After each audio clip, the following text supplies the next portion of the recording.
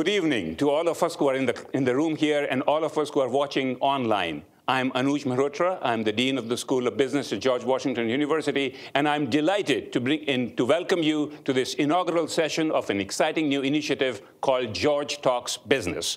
Our goal is to bring you conversations with interesting people on interesting, timely topics, including technology, ethics, global perspective, and leadership.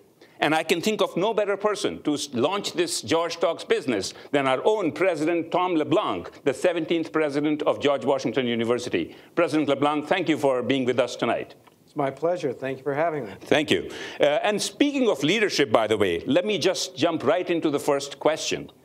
President LeBlanc, what are some of the characteristics that you think are important in leaders and how you use them to mold your own leadership style? Well, let me start by saying I never took a course in leadership, and I know that business schools often have leadership courses. It's one of the reasons I call myself the accidental president. I was too busy doing computer science and teaching and doing research to practice to be a president. So I don't profess to have studied leadership, but I've read about great leaders, and I try to model some of the things that I've read about those great leaders. I'm currently reading the biographies of Simon Bolivar and Alexander Hamilton. And those two individuals had a great impact on this hemisphere. And I'm learning some lessons from reading about it. But let me talk about leadership, particularly in higher education, because I have spent my whole life in higher education. It's something I know a lot about. And I would start with, particularly in higher education, I think leaders need to exhibit integrity. People nowadays need to know that whoever's in a leadership role has got the best interests of the organization at heart, is honest in their dealings with people. So I would start with integrity. Then I would add empathy. Universities attract people from all different parts of the world, all different background and experiences. If you don't have empathy, you won't be able to connect with the students, you won't be able to connect with the faculty, you can't connect with different kinds of disciplines. So I think empathy is really important. From the beginning, I've always thought that transparency was important. Universities are not a command and control environment. One of the great quotes from our board chair is the prerequisite for leadership is followers. And in higher education, you can't tell anybody to follow you. You have to convince them to follow you. And so I think that requires a degree of transparency and clarity that is often lacking. You have to explain your decision. You have to explain your decision making. I think you have to be consultative. It's one of the reasons why I spend a lot of time meeting with students and faculty groups. Just before this, I spent an hour and a half with a group of students and talked about whatever they wanted to talk about. But they let me have it. Issues that we're doing well and things we're not doing so well and areas that need improvement. So an ability to listen and be consultative, I think, is also important. And a willingness to make decisions. In the end, if you're not making decisions, the organization isn't moving forward, and you create vacuums and people fill those vacuums and it results in chaos. So I think those are some of the attributes that I personally have tried to focus on. I can't say I'm successful every single day, but it's certainly my goal. And ultimately, the feedback that I get is people really appreciate a leader who's consultative and transparent and is clear and is willing to make decisions. So that's great. I think those are characteristics not just for personal leadership, but also for building GW's reputation. And speaking of GW's reputation, what are some of the unique opportunities that you feel are there? And what makes GW special now that you've spent some time here? Well, I think the thing that everybody understands about GW is the role our location plays in defining what we do, the kinds of students we attract, the faculty we attract. Washington, D.C. is an incredible city. And not just because it's got great museums and wonderful restaurants and it houses government. It's the combination of all those things. We call it the most consequential 64 square miles in the world. And our students come here in large part to be a part of that. They come here for the internship opportunities that are present here in the city. They come here for the unique educational opportunities that are present in the city, and to be a part of the dynamic of being in the capital of this country. And that attracts a certain kind of student, and I see it. I've been at 4 or 5 different universities in my life. The GW student is really unique. They came here to change the world. And you can see it in the things they study, the internships they take on. I want to just give you a couple of examples because I think they're representative of my regular interactions with students. Very early on when I was meeting with students, I became aware of the fact that we don't have any good kosher food options on campus. And one day I was out walking with my wife, and it was early, so all the students were in bed, except for one. There was this young woman standing in front of Thurston Hall. And I happened to notice there was a food truck parked there, and it was a kosher food truck. And I started talking to her, and I said, you know, they told me there are no kosher food options, and here's a kosher food truck. And she said, yeah, that's my kosher food truck. I'm the one who saw there were no kosher food options, and I went out and I got some financial backing, and I created that food truck. And here's an app where you can track the food truck and know when it will be in your part of the campus for you to get kosher food. I told her I'm committed to solving the kosher food problem on campus, and will it bother her if I put her out of business? And she looked at me and she smiled and she said, I invite the competition. So that is a classic GW student. More recently, a couple of students came to see me, two young women, with their business idea. And it's a company called Last Call, and I believe it goes live in February. And everybody I tell this idea to says, why didn't I think of that? That's a great idea. Here's what it is. It's an app, and you sign up for the app, and in the last hour of business at a restaurant that serves fresh foods, they offer their meals half price because they were going to throw it out anyway. And so the restaurant sells at half price something they've had to throw out. Students get half price, high quality meals, and we create a more sustainable ecosystem for food here on our campus. Now, is that a GW student idea or what? As soon as I heard that idea, I said, this is great. What's the barrier? Will the restaurant sign up? They said one of the first restaurants they got to sign up was Beefsteak, which I love. It's healthy, it's good food, it's right on campus. And so when I had talked to them, they were still just getting restaurants to sign up. But you can imagine if enough restaurants sign up, it's a great idea, it's great business, it's great for our students, it's great for our ecosystem, and it's great for sustainability. I don't know why every college campus doesn't have an app like that, but they don't all have students like we do. That's great. I think that bodes really well for our entrepreneurial spirit in our students. And I must admit, I have also been impressed with so many students who are so active, and with all the clubs that we have at the School of Business alone and the university-wide, they have been very impressive. And I think based on that, I mean, thinking about how the landscape for higher education is changing, with keeping student interests in mind, which is one of your passions that you have actually very, very clearly stated, what are some of the trends that we are following in terms of how to put GW at the cutting edge of education, higher education? So there is a lot going on in higher education. It looks like nothing changes. The buildings all look similar. There's still a bunch of professors wandering around that were here 20 years ago. But there's actually a lot going on in higher education. And I'm focusing on four trends that I think are particularly critical. The first one is online education. And here is a place where GW is already leading. Unbeknownst to many people, we have 6,000 students online today out of the 28,000 total students here at the university. We just did a review of some of our online programs. They got outstanding marks for the quality of education that we're providing from both the students and from outside creditors. So there's an example of where we have been active for some time, even at the national level. Our program in public health is the one program that's supported by 2U as the national model for public health education online. So we've got a strong presence there, a growing presence, and I think that will continue to grow here at GW. The second one is the importance of graduate degrees. 30, 40 years ago, when a lot of people didn't go to college, the college degree differentiated in the marketplace.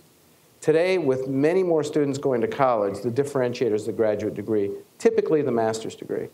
And what we're seeing in certain organizations, for example, I'm a computer scientist, computer engineer, and in the engineering disciplines, more and more to be certified as an engineer will require a master's degree. And that was not historically true. So in many fields now, the differentiator is the master's degree. And this is an area, again, where GW has been leading. We have something like 240 programs at the graduate level. We have a lot of professional master's degree. We've been doing night programs for working professionals. We've been doing part-time programs for working professionals. We currently have at our university somewhere between 16 and 18,000 graduate students, the vast majority of which are doing master's degrees. So we're already leading in that dimension, and I think we will continue to grow at the graduate level as well. The third area that's really interesting is the modularization of education. Universities have been criticized for not accepting credit hours from other institutions and forcing students to basically take one big program called the degree. Whereas more and more, especially as you get into the graduate level, there needs to be a modularization and there needs to be just-in-time delivery. And I know I'm speaking to a business and community, so you're comfortable with these phrases. I don't want to go to school and learn everything I will ever need in life when I'm young and then try to remember it for the rest of my life. Particularly in the business community, why can't I go and learn about accounting when I need to know about accounting? Why can't I learn about finance when I need to learn about finance? So the modularization of higher education can be at the graduate level, but it can also be at the undergraduate level. You can have a major in one field and get certificates in 2 or 3 other fields that, again, will differentiate you in the marketplace. The problem has been is that historically our curricula is not defined that way. It's all you can eat of one discipline, and that's how we've defined it. But more and more we're going to see certificates. We all have traditionally had minors. What we see at GW is students take multiple majors and multiple minors, and so they're already kind of building an overall educational structure around those pieces. But with certificates or 3-course sequences, they can add to their skill set. And then at the graduate level, and I know you're thinking about this particularly for business, you can start to put together degrees out of pieces, and you don't have to take the whole degree at once. I always thought it was odd that, particularly business schools, for a very long time, the model of business education was get an undergraduate degree and then go into the workforce and gain experience, maybe 5 years of experience. Once you have some experience, set all of that aside, your family, your mortgage, other commitments you've made in all that time. Set that all aside, give us a lot of money, and come spend full time getting an MBA. And we will give you the next step of knowledge that you need for the rest of your life. And that model is breaking down. People can't afford to pause at age 27 and 28 and go back for the MBA. And they might say, I need this part of my business education right now, and later on as I progress in my career, I need another part. So modularization and just-in-time delivery of education, I think, are going to be critical as well. And then the fourth trend, which is happening in our world, whether we like it or not, is the growing role of quantitative analysis and technology. And this is the whole role around data analytics, artificial intelligence. As a computer scientist, I sometimes feel guilty about talking about this because I feel like I'm pushing my own agenda. But then when I go and I talk with school districts and they say, we need artificial intelligence in the high school curriculum, or we need to introduce every student to deep learning, or every student has to have 2 courses in data analytics, you start to realize that the role of technology and the role of data is now dominating our lives. And in fact, the great generational divide today is between those that have been raised in this world and those that have not. And they're having a hard time talking to each other and communicating and even understanding each other. And so I think that's the fourth great trend. And here, this is another area where I have great interest. Here at GW, one of the things we've recently introduced in the School of Engineering, I love them for it, is we're offering Python for everybody. And I think it's called Python for Everybody. And the idea is, and if Python is a computer programming language, if you're not aware of that. And the idea is, whatever your field is, you will benefit from knowing something about programming and something about Python. Whether you're in art, traditional humanities, science, whatever your field is, you will benefit from that. We'll also have introduced a number of courses and programs around data science. We're starting to bring all of those together into a single university-wide initiative around data science. Again, whatever your field is, data is becoming more and more the differentiator between information and knowledge and people who are trafficking in anecdote and rumor. And we want to make sure our students are trained to be able to be the ones that are dealing with facts and information. So I would say those are 4 big trends, and in each case, GW is trying to get out in front. I think what you've just said probably resonates extremely well with the faculty in the audience and others here. With respect to online education, I think yesterday I was in the first ever online happy hour, by the way, that we had, and it was a huge success with lots of alumni and students being able to network into small rooms that they could be facilitated through Blackboard Collaborate. I think we have done very well as a school in online education, but even more interesting that you point out, which is the certificates that you're talking about at the graduate level. I think we right now have more than 25 certificates, and our goal, of course, is to use that modularity to be able for our students to knit together these certificates for extreme customization and flexibility as we go in the future. And that helps us also potentially to be able to give them the flexibility and customization and anticipate the needs of the future, because higher education has been changing. Which brings it another point. This also, online education, as you're talking about at the graduate level, also increases more access globally. And of course, GW has got a lot of global reach. And we have a lot of international students who have submitted many questions from their perspective. And how do you think GW is best preparing international students? And what kind of a message would you have for the international students on how they contribute to the global reach for GW? So I come at global education from a particular perspective. When I was in high school, I had the opportunity to do a study abroad for a year. And I'm still amazed my parents let me do it. I was 16 years old, and I got on a plane for the first time. And I flew to the interior of Brazil and spent a year in a city, Belo Horizonte, in the capital of Minas Gerais. Had to learn Portuguese from scratch. Went to school with brasileiros. I learned to love the people, the culture, the food, the language, music, every aspect of it. And it was a real transformative experience for me. And one of the most important parts was it gives me tremendous empathy for international students who drop everything back home, pick up and come to the US, sometimes with weak language skills. I did not speak a word of Portuguese when I got on that plane. And they come here and they study. They have to compete in classes with students who spent their whole life speaking English, who understand the culture of the place. So I go back to my point about empathy.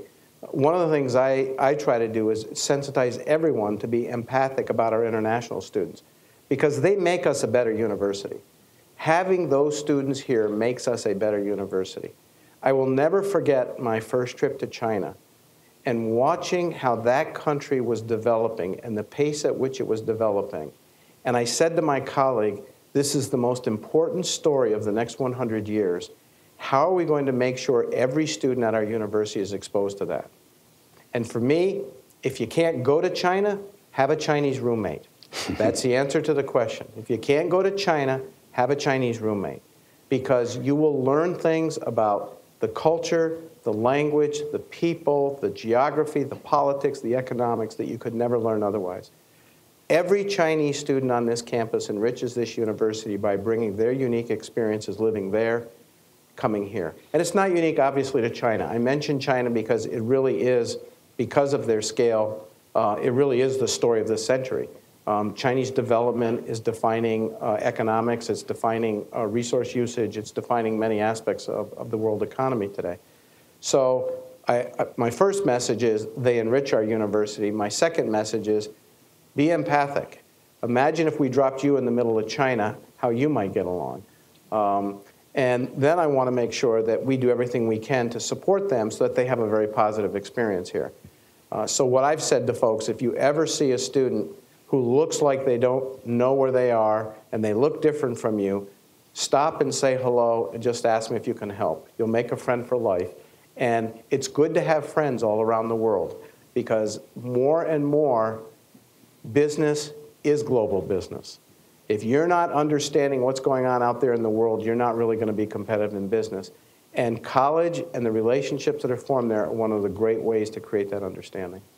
That's great. I think, as you point out, all business is becoming global and international business. And I think one of the things that we have today, by the way, right after just following this particular George Talks business session, is to celebrate the 10th year anniversary for a Consulting Abroad program, which is a program where our MBA students are actually working on consulting assignments with multinationals and international companies. And they have had this defining experience for the last 10 years because it's a required class for them. And then there are some, of course, who are actually electing to take a second experience of that kind. So that's been a very good program for us, which has defined their experience at GW. There's another program at the business school, as you well know. We have a program that's a joint effort with the IFC and the Milken Institute to help developing countries build capital markets in their home countries. And the way they do that is each country selects probably mid-career folks, probably in their 30s, to come for a year, leaving their family behind, their world behind, come to GW. They spend the first 6 months in coursework here in the business school learning about capital markets. And then they spend the last 6 months in internships at the World Bank, the IMF, possibly capital market creators here in the US. It's an incredibly unique opportunity for those individuals to learn about capital markets, but it's an incredible opportunity for us to learn from them about their countries.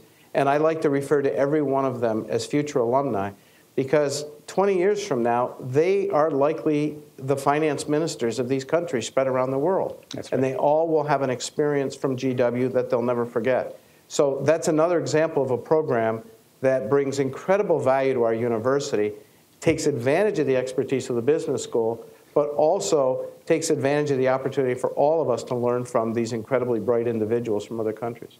Yeah, and thank you. And that you mentioned alumni in this program, and I think we have a lot of alumni. Of course, business school alone has 55,000 alumni. And when I have traveled, and of course a lot of alumni are watching today who have submitted this question as well, they often ask me, how can we help? What can we do? And I would love to hear your thoughts and some message for those alumni who are asking, how can we help? So first of all, we are as strong as our alumni network. So alumni are critical to the overall strength of the university. I love it when alums come up to me and say, thank you for increasing the value of my degree by creating a university I couldn't get into. Think about that. So there are a lot of ways alumni can be involved. First and foremost, we're always looking for great students. You're on the ground in your community. Help us find those great students. You can recommend them. You can talk up GW. Help us find and enroll great students. Second of all, an important part of our mission is to help our students get jobs. Many of our alums are in the business of hiring people, either directly in their company or making recommendations. Help our students get jobs or internships in your company. They will make you look good because these students are really talented. They want to change the world. They'll be an asset to your company. Third thing you can do is talk up GW in your community. This is a fabulous place. I can say that without taking personal credit because I'm so new. So I'm referring to the work of the generations that came before us. This is a fabulous place, and we don't talk about that enough. You, in your communities, wherever you are, can talk about GW. I will tell you two little, just brief anecdotes. First of all, I was talking with an international student, and he said, I asked him, why are you at GW?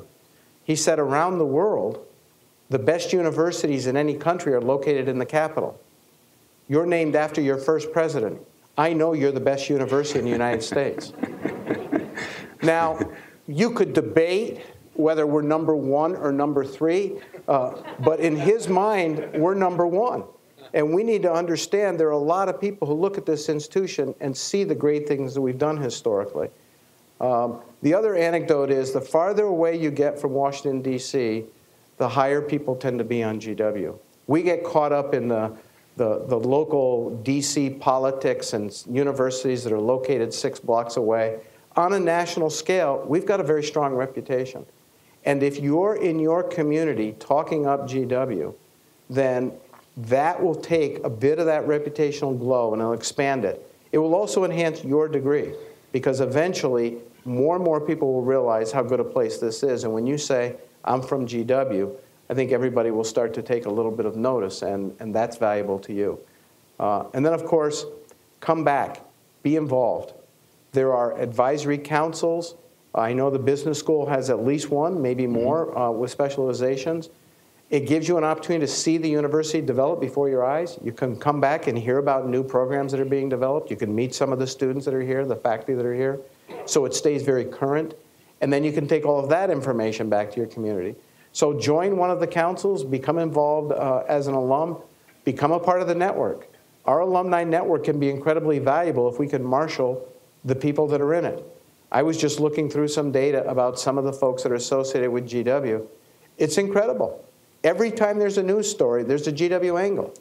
The fellow who has just been declared the legitimate president of Venezuela took courses at GW. I mean, every single story, there's a GW connection. We need to make sure everybody knows that and takes pride in that fact. Great. Let me ask you one final question, President LeBlanc. This has been something that alumni who have submitted it want to know more about what you're thinking through what you are reading or what you might recommend that they should read. So at any moment in time, I keep 3 or 4 books on my end table. If I get bored with one, I shift to another one, I come back. So I already mentioned I'm reading the biography of Simon Bolivar. Fascinating guy.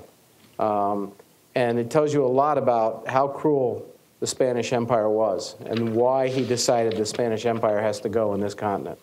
So I'm reading that one.